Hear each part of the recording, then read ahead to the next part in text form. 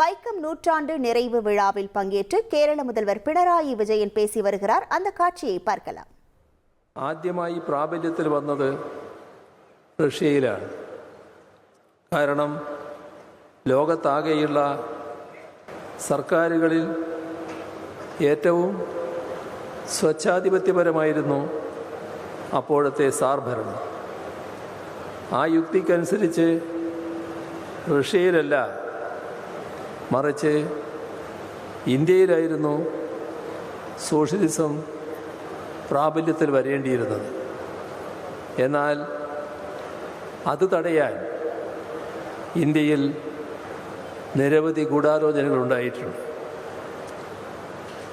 ഇവിടെ പെരിയാറിൻ്റെ വാക്കുകൾ ഇനി പറയുന്നത് കൂടുതൽ ശ്രദ്ധിക്കേണ്ടതാണെന്നാണ് തോന്നുന്നത്. ദൈവത്തിൻ്റെയും മതത്തിൻ്റെയും പേരിൽ ഇന്ത്യയിലെ ജനങ്ങൾക്ക് അറിവും വിദ്യാഭ്യാസവും ലോകപരമായ ജ്ഞാനവും സ്വാഭിമാനവും ഒക്കെ ആർജിക്കുന്നതിനുള്ള വഴികൾ തടയാനും അങ്ങനെ അവരെ പ്രാകൃതമായ അവസ്ഥയിൽ നിലനിർത്താനും ഗൂഢാലോചനക്കാർ പ്രത്യേക ശ്രദ്ധ ചെലുത്തിയിരുന്നു. ഇത് 1931 ഒക്ടോബർ 4 മഹാനായ പെരിയാർ എഴുതിയ വാചകങ്ങളാണ്. ഈ മുഖപ്രസംഗം പ്രസിദ്ധീകരിച്ചതിന് ശേഷമുള്ള ഘട്ടത്തിൽ സഖാവ് പി ജീവാനന്ദൻ തയ്യാറാക്കിയ കമ്മ്യൂണിസ്റ്റ് മാനിഫെസ്റ്റോയുടെ തമിഴ് പരിഭാഷ പല ലക്കങ്ങളിലായി പ്രസിദ്ധീകരിച്ചതും കുടിയരസു തന്നെയായിരുന്നു. തൊട്ടടുത്ത വർഷം, അതായത് 1932 പെരിയാർ സോവിയറ്റ് യൂണിയൻ സന്ദർശിച്ചു.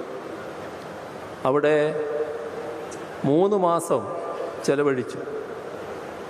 സോവിയറ്റ് യൂണിയനെക്കുറിച്ച് വലിയ മതിപ്പായിരുന്നു അദ്ദേഹത്തിനുണ്ടായിരുന്നത്.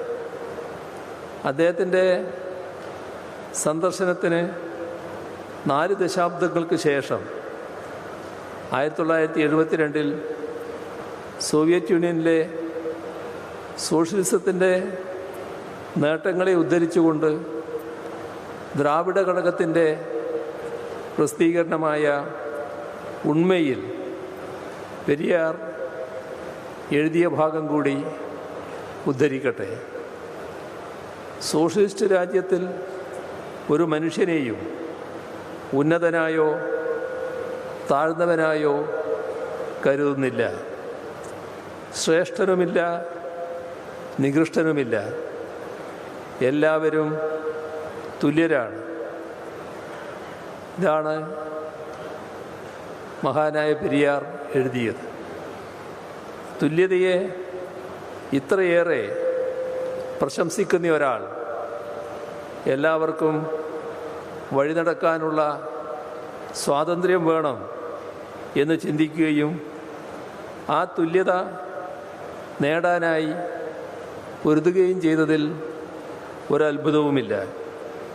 അതാണ് 1924 വൈക്കത്ത് നാം കണ്ടത്. വർണ്ണാശ്രമധർമ്മത്തിൻ്റെ കാഴ്ചപ്പാടുകളിൽ സമൂഹത്തിൽ വ്യത്യസ്തമായ ശ്രേണികളുണ്ടായിരുന്നു.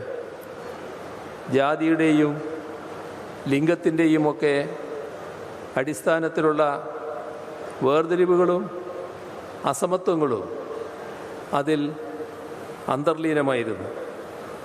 അതുകൊണ്ട് തന്നെ ആർക്കെല്ലാമാണ് ആരാധനാലയങ്ങളിൽ പ്രവേശിക്കാവുന്നത് എന്നും ആർക്കെല്ലാമാണ് വഴി നടക്കാൻ സ്വാതന്ത്ര്യം ഉണ്ടാവേണ്ടതെന്നും ഒക്കെയുള്ള വ്യവസ്ഥകൾ അതിൻ്റെ ഭാഗമായി ഉണ്ടായിരുന്നു.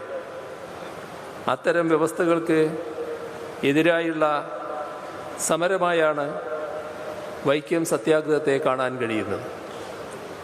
പ്രത്യയശാസ്ത്രങ്ങളും നിയമവും ധർമ്മവും എല്ലാം കാലത്തിനനുസൃതമായി வைக்கம் நூற்றாண்டு நிறைவு விழாவில் கேரள முதல்வர் பினராயி விஜயன் பேசினார். அந்த காட்சியை நாம் பார்த்தோம். செய்திகளை உடனுக்குடன் தெரிந்து கொள்ள உடனே சப்ஸ்கிரைப் பண்ணுங்க.